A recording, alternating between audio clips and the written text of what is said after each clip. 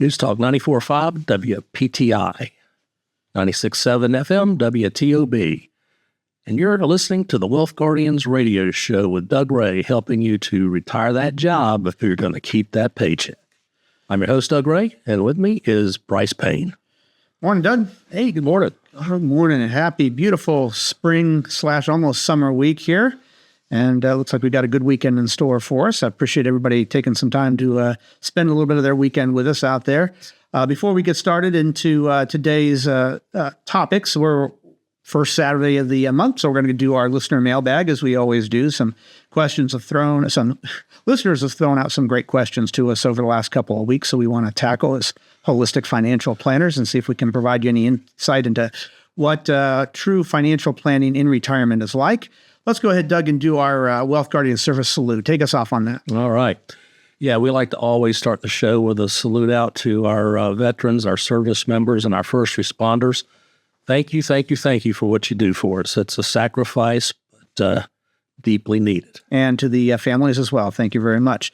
Now, as we do again every week before we get into the meat and potatoes of the show, we like to ask a simple question of ourselves here at the Wealth Guardian so you can have an opportunity to better get to know your Wealth Guardian's financial planner and see that we're people just like you and not just voices on the radio. So, Doug, the question we're asking ourselves this morning is, if you could be famous for anything, what would you want to be famous for? Well, since I can't sing a lick and I can't play anything but a radio, I'm going to say a rock star. You would want to be a rock star. Yes. All right. So all the fame and the fortune and the excesses that comes with that. Very good. Well, if you asked me that question, I would want to be famous for having discovered cold fusion.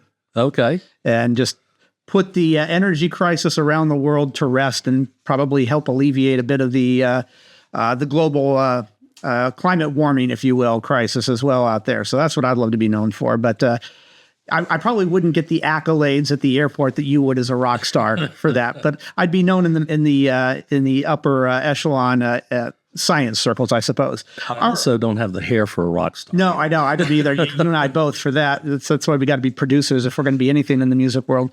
All right, let's go ahead and dip into these listener mailbags here. We're going to be covering this in the first and the second segment. And the first question is going to come to us from Richard in Boone. And he says, Wealth Guardians, I've learned that I can draw a spousal benefit on my ex-wife's Social Security as long as I don't get remarried. However, I now find myself wanting to marry my longtime girlfriend. Is it worth not getting married so that I don't lose this spousal benefit? What say you? Richard, appreciate your question. You are not alone in that particular position where it's either getting married or taking advantage of what is called the ex-spouse or spousal benefit available to Social Security. Doug, when I'm looking at this question, is it worth it? That's really a question only he can answer. Absolutely. I don't even know if I want to touch this one. Yeah. You got to question his sincerity about this relationship if he's going to trump it with money. Yeah.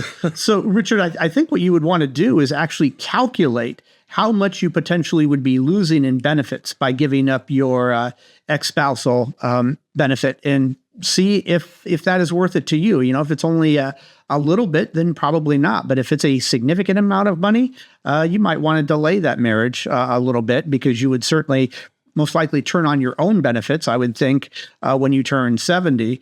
And just so everybody out there understands what Richard is talking about, the ex-spousal benefit is as long as you were married for 10 years, even if you're divorced and you have to have been divorced for 2 years, as long as you were married for 10 years, if your spouse's or now your ex-spouse's benefit is more than twice what your benefit is. So let's say that your benefit was going to be $1,000, your Social Security benefit, but your ex-spouse is earning or will be earning $3,000. Well, what's half of 3,000? 1,500. So you could file ex-spousal benefits and get 1,500 instead of your own 1,000. And no, that doesn't mean that your ex-spouse, that their benefit is going to drop from 3,000 to 1,500 because you're getting it.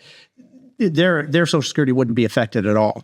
Richard, if your benefit on its own under that scenario would be 1,400, but your ex-spousal benefits would be $1,500. That's only a $100 difference. So maybe that isn't worth it to you to go ahead and get married. But maybe your own benefit was $1,000 $500 and your ex-spousal benefit would be $2,500, which it could be, that's a significant amount more money. So you have to decide that. But I like the way that you're thinking, and I do appreciate the fact that you are aware of at least what ex-spousal benefits are, because Doug, we've seen a couple come in here who were not married, and they had given up close to $100,000 in benefits because they'd never even heard of ex-spousal benefits. Yeah. Both of them had been married in the past for more than 10 years and were divorced, and this couple hadn't remarried themselves, and they were approaching 70 and had not filed for Social Security yet. Well, they gave up on ex-spousal benefits for 5 years there. And well, they certainly wish they hadn't. But Richard, thank you for your question. I hope that's probably about the best answer we can give you for that one. If you're just tuning in, you're listening to the Wealth Guardian Show with Doug Ray, and in the studio this morning is Brice Payne and Doug Ray. And we're answering listener questions that have come into our mailbag over the last month. And our next one comes from Harry in Bermuda Run. So Doug, let's listen to this one. Doug, Brice, and Garrett. I'd planned to work for another 5 to 6 years, but was just told that I'm going to be terminated at the end of the year, which will be about 2 weeks after my 60th birthday. Okay. I'll be getting a significant severance package equal to 1 year's salary, and I'll have 90 days to exercise all my stock options, which will amount to more than $125,000. My question is this. Should I use all of this cash, the $125,000, to pay off my house and then just try to retire with the money in my 401k, or should I hold on to the cash for now and try to find another job or consulting gig? That's a lot to pack in there. It is. You know, sorry, you're losing your job, but at least you got a nice severance. Yeah. You got to remember that $125,000 of stock options, you got to pay tax on that. Mm-hmm. Honestly, Harry, we probably need to know some more information before we can answer your question, accurately. For example, how much is your mortgage? What's left on that? What's the interest rate? Right. Yeah. And, I'm not a big fan of you taking all your cash and knocking your mortgage down. You're only going to be 60 years old. Maybe you can find another job, consulting gig. Depends on if he wants to. Some people really do want to get out there and find another job. Other people would be just as happy as clams to go ahead and retire early. Yeah, and we need to know what your Social Security looks like, because by the time your severance runs out, you'll be a year away from claiming. Right. So do you need to claim at 62, or can you wait? How large is your 401k? And that's the thing. The first thing that I thought of is it $500,000 or is it $2 million? That's a big one there, because we don't want to dip into that too much too soon. But if it's pretty large, and Doug, the other thing that's going to come down to is what kind of living expenses on a month-to-month basis do they have? Mm-hmm. If you're taking out of that 401k to supplement your income or now be your income, over the next year or 2 years or whatever it might be until you file for Social Security, what percentage are we knocking down of that 401k? Exactly. If it's 20%, we might want to think about things. Mm-hmm. But if it's only a couple of percentage points, then maybe not. But Harry, you are thinking along the right lines, just like Richard and Boone was, and I'm glad you're thinking about that. But there's a lot of computation. There's a lot of math that goes into a question like this. And you've given us maybe about 1/8 of the total information that we would need to know to be able to give you the exact answer. But the good news is that potentially both sides of what you're thinking of could be the viable option. We just don't know enough information quite yet to give you that. And so what I would suggest is that you or anybody in a situation like yours sit down with a holistic financial planner like we are here at the Wealth Guardians. That process, that planning process, as we call it, is usually a 4-step meeting process. There's no cost or obligation to sit down with us. Most financial planners do charge for that, but we don't. And we would get all of the information out on the table so that we could give you an answer to that and give you an idea of what your nest egg going into and through retirement could look like under situation A and situation B. If you have certain legacy goals and you want a certain amount of money left over for your beneficiaries, maybe there's some other things you haven't even talked about here as an option that would help you most likely accomplish those legacy goals. So our phone number, let me give you this. This is our phone number, 336-391-3409. That's 336-391-3409. You can also visit us at thewealthguardians.com and go ahead and schedule a no-cost, no-obligation sit-down meeting with us so that we can collect all that information, Harry, and give you an idea of what retirement could look like for you in either of those cases. Doug? Yeah, I agree completely. Okay, very good. Well, we're going to have to hit to a break here, but before we do, we've always got a trivia question. And today's trivia question, just like I usually do, is based on history.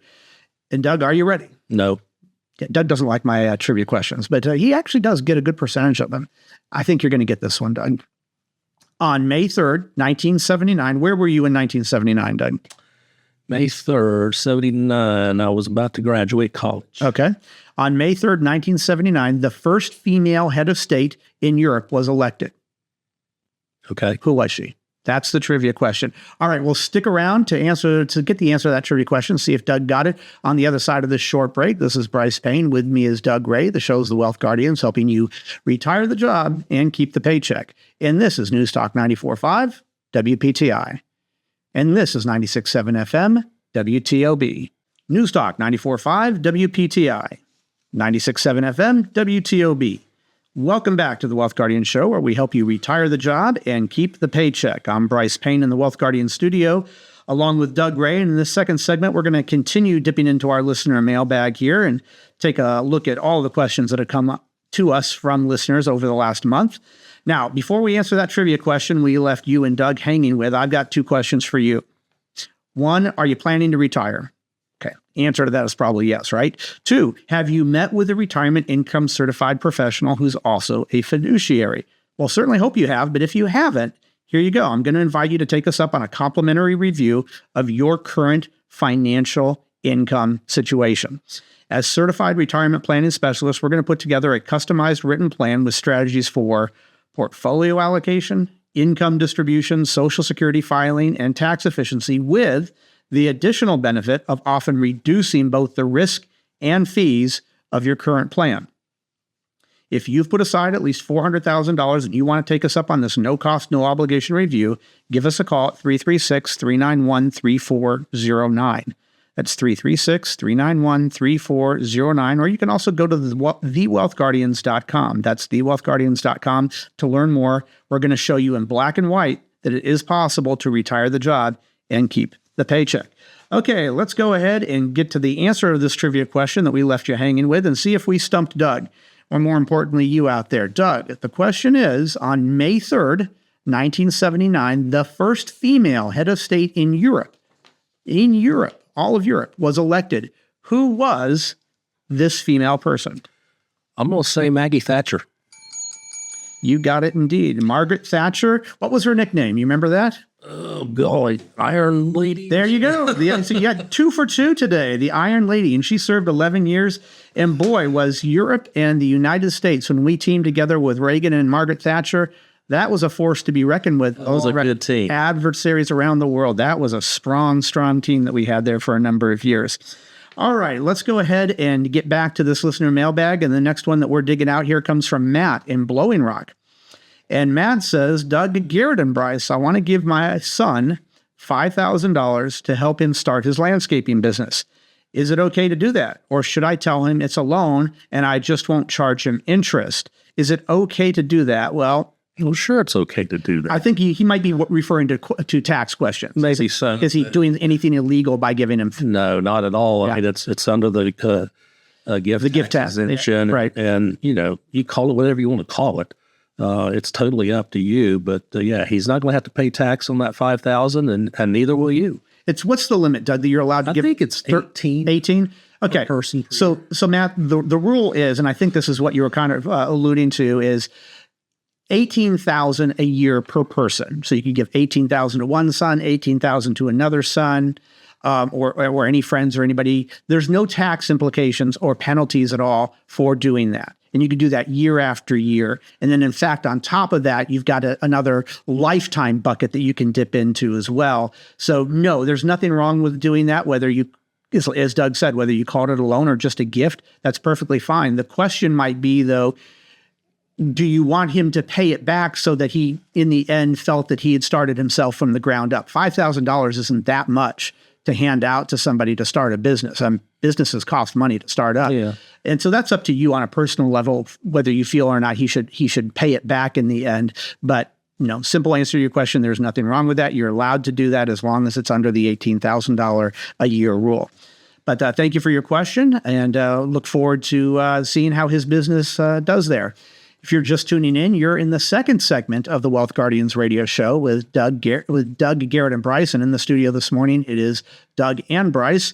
And we're dipping into our listener mailbag as we do on the first Saturday and Sunday of every month. And our next question is coming from Ted in Burlington. And Ted says, Wealth Guardians, we've always dreamed of having a vacation home to visit a few times a year once we're retired. I think we can afford it, but I'm not sure where to get the money from. I could take out a mortgage on the vacation home. Okay. I could tap the line of credit on our primary home and use that money to pay for the new home, or sell some investments and try to buy the new home with cash. How would you advise me on this? And Doug, a few years ago when interest rates were really low, that answer might be pointing us pretty much to go ahead and finance it. But now that interest rates are higher, but one thing that I would say, Ted, that you didn't mention here in your options, well, there's really two. But one thing is a loan from your 401k. You said that you are not retired yet because you said once we're retired. So I'm going to assume that you have a 401k out there with a current employer. And if you do, you, in most cases, can take out a loan from that. And when you pay it back with interest, guess who you're paying the interest to? Doug, who's he paying the interest to? Himself, not a third-party entity, not a lender out there like a bank or something. So that might be a very viable option for you as well. Another option could be, you kind of mentioned it, you said that you could tap the line of credit on your primary home. That is true. You could potentially do that based on whatever equity you have. A form of credit on your primary home can be a reverse mortgage. And that is nice as basically a line of credit, but you get to select your payback rules as far as if you ever pay it back or you wait until you're out of the home. You do have to pay it back once you get out of the home. But a traditional line of credit on your home, there's a scheduled payments that you have to pay back. But a reverse mortgage, kind of the same thing, except you don't have to pay it back until you leave the house. So that's something else for you to consider. We would need to get really specifics on what the interest rate out there is, how much money you're looking to pay on this house, and what percentage of that would be from your 401k or your investments and whatnot. But it's all three of those or four of those options are very viable for you. We just can't give you a specific yet, but you are thinking along the right lines. Yeah, Ted, I'll tell you how I did it. Several years ago, my wife and I bought a condo up in the Boone-Banner Elk area, and for the down payment, I took out a loan against my cash value in my life insurance policy. And of course, this was in the day when I could get a 3% mortgage. So I got a mortgage on the condo. I then put it in short-term rental for the times we weren't going to be able to use it. So we were getting more than enough from the short-term rental to pay the mortgage and the HOA fees. So you might want to think about doing that as well. Have it be a source of income for you. And that way you can write off on your taxes the interest you're paying on the mortgage and depreciation. Yep. So consider that, and good luck finding your vacation home. Yeah, appreciate it. Ted, if you'd like to sit down with us and go over all the numbers so that we can get you a more accurate answer to that, here's how you do that. Give us a call at 336-391-3409. That's 336-391-3409. You can also go to our website, thewealthguardians.com. That would entail going through a planning process with you where we take a look at all of your assets, your income, and your expenses now in retirement and see if this is viable and which way it's the most viable for you. That way, if you decide, hey, I really don't like the idea of taking out a mortgage, and if it means that my nest egg will be X amount smaller by age 90 or whatever, then you can at least base your decision on real numbers and not just taking a stab at what you think was the best way to do it. All right. Our next question, Doug, is coming from Rebecca in Winston-Salem. And Rebecca says, Wealth Guardian guys, I make too much to contribute to a Roth IRA. Is there anywhere else I can invest to give myself some tax advantages in the future? Well, absolutely. Doug, there's a couple of options that she has. What go through them for her. Here's something I'm doing right now because I'm in the same boat, Rebecca. I make a non-deductible contribution to an IRA, standard IRA, and then I do a conversion to a Roth. It's called the backdoor Roth. The backdoor Roth, right. And Rebecca, what that means is if you make a certain amount of money, you're not allowed to contribute to a Roth, but you are still allowed to make a non-deductible contribution to an IRA. So once you do that, now you've commingled different types of monies inside your IRA, after-tax monies and pre-tax monies. But you could take those after-tax monies if you wanted to and move them over to a Roth. And what did you do? You basically just made a contribution to a Roth that is perfectly legit and legal, not frowned upon whatsoever, but you couldn't have just done it the simple way that we would like to have. And Doug, there's another way to do that too, and that's a LURP. Oh, yeah, absolutely. Talk to us and just talk to her just for a moment about a LURP. Well, we just talked about it a moment ago with the condo situation. So basically, a LURP is a life insurance retirement plan. You buy yourself a life insurance policy that has good growth characteristics and cash value buildup. And then once you've got enough cash in there, you can borrow out tax-free that money. Right. And then in the future, when you retire, you can borrow against that cash value for tax-free income. Exactly right. And so, Rebecca, if you can't contribute to a Roth, you've already maxed that out. And maybe you've already maxed out your IRA as well, and you've backdoored it into a Roth, and there's still more money that you have that you would love to shelter. What Doug is talking about is there's very large contribution limits, but there is a limit there. But you could contribute to a life insurance retirement plan, which is basically, as Doug is describing, like a Roth. So it's another pool of Roth-like monies that you could be contributing in year after year, and you're just sheltering yourself in your retirement years from any taxes that Uncle Sam might increase on us. So everybody out there, let me ask you this question. Do you believe that taxes are going to go up in the future? Probably everybody out there, Doug, that swooping sound that you heard in the Triad area, that was everybody raising their hand, because everybody out there believes that taxes are going to go up in the future. If that's the case, then wouldn't you want to shelter as much of your money as you could from Uncle Sam's taxes down the road? So right now, if you're only in the 12% tax bracket, but you're pretty convinced 10 years from now or so, you're going to be in the 20% tax bracket, let's shelter as much of that money as we can. Now, not everybody's in a position where they can do that, but if you are, and we believe that that's going to be the case, if you believe that's going to be the case, there are some ways that you can shelter more money than what you traditionally think you can. And we here at the Wealth Guardians help our clients, people who come in and sit down with us and go through the planning process with us. We help them week in and week out figure out how much they can shelter from Uncle Sam as possible. And Rebecca, thank you for that question. I do hope you can find some time to come in and sit down with us, and we can tell you all the ways that you can protect yourself from Uncle Sam's future tax increases. Doug, the next question we're going to go to here before we run out of time is Sam in Danville. And Sam says, Wealth Guardians, I've always handled my investments without help from a broker or advisor. Is it a terrible idea for me to keep doing that as I get older? I would say to you, Sam, that it's not a terrible idea, but I think the big answer to this question is obviously you like doing this. Mm-hmm. What about your wife when you're gone? That's a good question. Can she do it? Have you taught her how to do it? Does she even want to handle investments? I think that one's the one to consider. Yeah, and a lot of people have done a good job being aggressive with their investments from their years that they're in their 20s all the way up to their 50s or 60s. But when your paycheck stops, if you made some wrong decisions, Doug, when you were 30 or 40 years old with your 401k investments, it's not the end of the world, right? You've still got a paycheck coming in. That's right. But what if you make some wrong decisions? You took a little bit too much risk or too much chance on one company, and that company didn't do as well as you thought. Now you don't have a paycheck to fall back on. This is now, as you say, Doug, losses mean more than gains in retirement. Mm-hmm. And so, Sam, you might want to sit down with a holistic financial planner and just get an idea of different strategies that are out there. And if you made a wrong choice, a wrong investment decision, what does that look like to your nest egg 5, 10, 15 years down the road? And you can decide from there whether or not you're going to keep doing it yourself or have somebody else do it. But thank you for the question, Sam, and Rebecca and Ted and Matt and Harry and Richard and everybody else for your questions this year. If we didn't this month, and if we didn't get to it this month, hopefully we'll get to it next month. I want to tell everybody out there that we just appreciate you spending a little bit of your weekend for us. We hope the rest of your weekend is everything that you want it to be. This is Brice Payne, along with Doug Ray, the show's The Wealth Guardians, helping you retire the job and keep the paycheck. And we're going to go out with this. Remember, sound financial plans do not create themselves. This is News Talk 94.5, WPTI. This is 96.7 FM, WTOB. Hi, it's Garrett Ray with The Wealth Guardians. Thanks so much for listening to the show. Make sure to check out our weekly series, The Vault, on YouTube.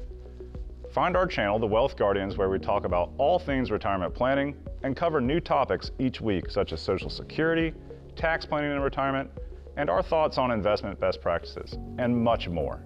New episodes air Thursdays at 2 p.m. Make sure to subscribe to the channel so you can get notifications when we release new episodes. We're here to help you retire the job and keep that paycheck. We'll talk soon.